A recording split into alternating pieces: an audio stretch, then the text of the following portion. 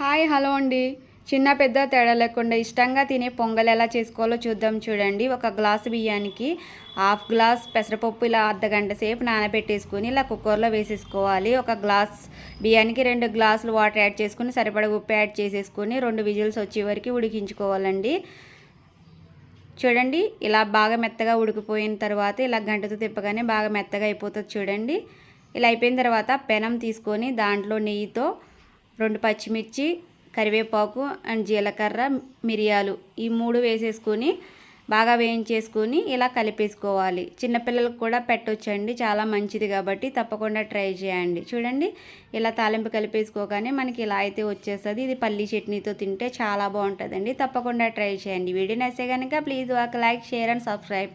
Thank you for watching. Please subscribe and support my channel.